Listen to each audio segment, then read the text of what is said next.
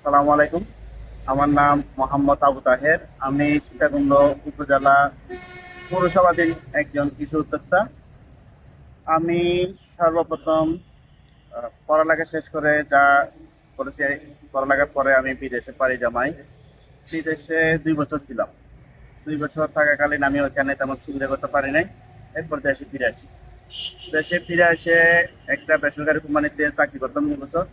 তাও 2 বছর চাকরি করার পরে আবার বাড়িতে চলে আসি। বাড়িতে আসার পরে আমি এখানে কৃষিকাজের সাথে সম্পৃক্ত ছিলাম। এরপর আমি উপজেলা কৃষি অফিসার হাবিবুল্লাহ স্যারের সাথে দেখা হয়। উপজেলা কৃষি অফিসে আমি দুই একটা ট্রেনিং করেছি বিভিন্ন প্রকল্পের আওতাধীন। ওখানে ট্রেনিং থেকে আমাকে বিভিন্ন ফুল ফলের সবজির চারা উৎপাদন করার জন্য স্যার আমাকে উদ্বুদ্ধ করেন। প্রথমে আমি ছোট পরিসরে আমার নিজের চাহিদা অনুযায়ী আমি চারাগুলো উৎপাদন করতাম। পরে আমার উপজেলা কৃষি অফিস উপসহকারী কৃষি কর্মকর্তা শাহ আলম স্যার আমাকে উদ্বুদ্ধ করেন একটা পলি শেড তৈরি করার জন্য। ওনার সার্বিক তত্ত্বাবধানে এবং উপজেলা কৃষি অফিসার হাবিবুল্লাহ স্যারের সহযোগিতায় আমি এই পলি হাউসটা সর্বপ্রথম তৈরি করি। ওনারা প্রায় অনেক দিন আমাকে ট্রেনিং দিয়ে বিভিন্ন রকম কার্যক্রম সহযোগিতা করে আমাকে আমার কার্যক্রম সম্পর্কে আমাকে খুব সহযোগিতা করে আমি চারা উৎপাদনে সক্ষম হই।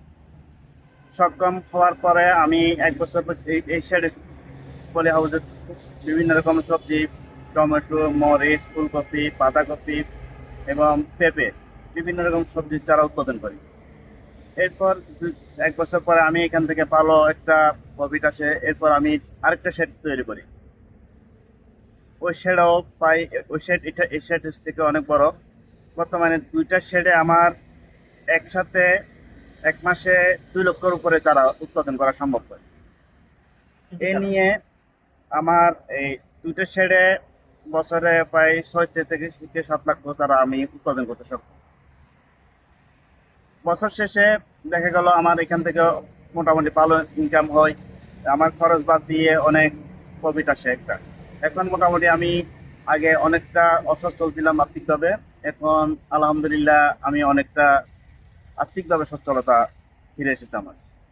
আল্লাহ তাআলার অশেষ রহমতে আলহামদুলিল্লাহ আমি এখন স্বাবলম্বী হয়েছি এবং সফল হয়েছি।